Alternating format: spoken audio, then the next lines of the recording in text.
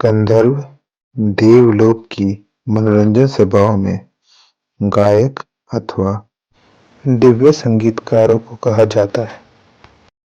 यह अप्सराओं के पति या उनके जोड़ीदार भी होते हैं। गंधर्व दिखने में बेहद सुंदर होते हैं। इनमें भोग विलास की रुचि अधिक होती है।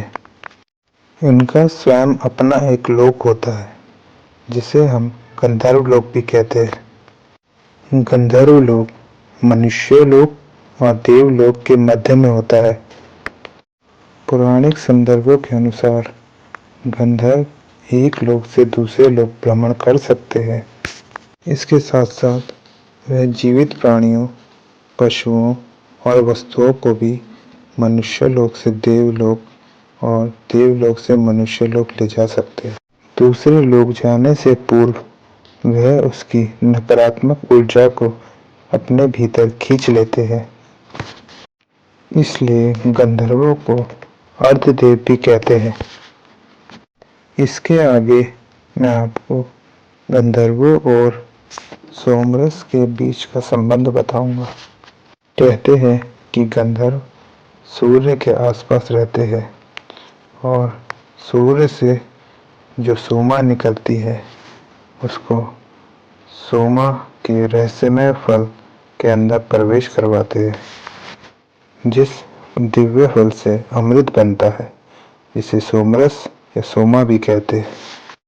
हम गंधर्वों के इस कार्य को अपने पर्यावरण से तुलना कर सकते हैं कि जिस प्रकार हमारा वायुमंडल सूरज की हानिकारक किरणों को अपने में समाहित करके उन्हें निष्क्रिय कर देता है ताकि हमें सूर्य की जीवनदायी ऊर्जा और धरती को उपजाऊपन भी मिलता है, जिससे हमें अमृत समान अनाज मिलता है।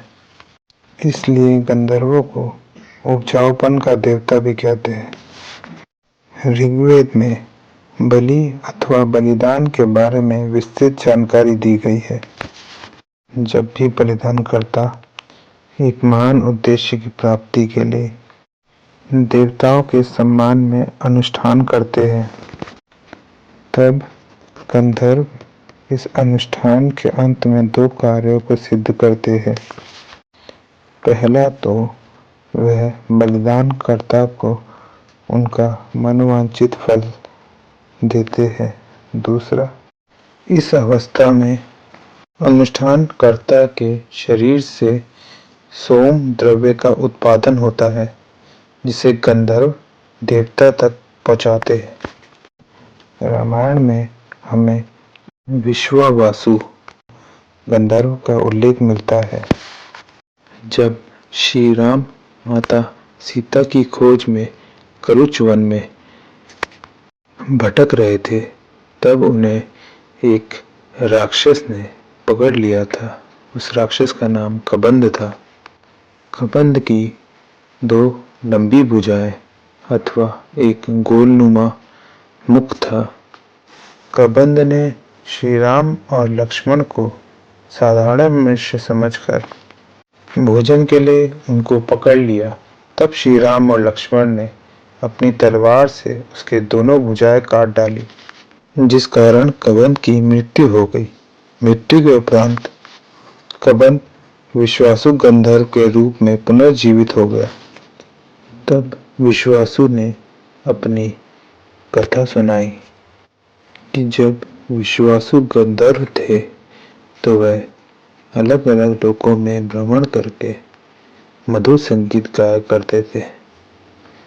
इस संगीत को सुनकर ब्रह्मा जी अति प्रसन्न हुए अथवा उन्हें अमरता का वरदान प्राप्त किया। गंधर्व विश्वासु ने आगे बताया कि अमरता का वरदान प्राप्त करके उनकी मति भ्रष्ट हो गई थी, जिसके कारण उन्होंने अपनी बराबरी स्वयं राजा इंद्र से की और उनके बराबर अपने आप को बलवान समझा। सीधा उन्होंने इंद्र को जाके ललकारा अथवा युद्ध किया।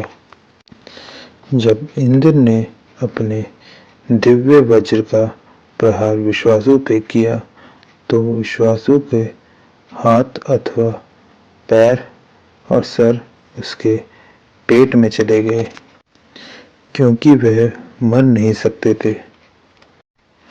इसके बाद विश्वासु को समझ आ गया कि उनसे भीषण गलती हुई, इसलिए उन्होंने राजा इंद्र से क्षमा याचना की।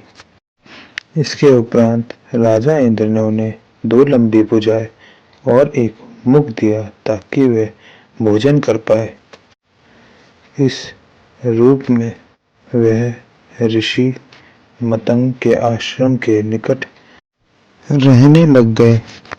जो भी ऋषि उनके निकट आता वह उन्हें डरा के भगा देता।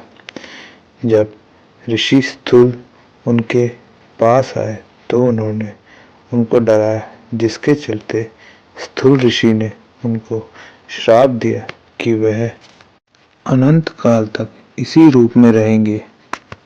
तब राक्षस कबन यह श्राप सुनकर भयभीत होकर विलाप करने लगा।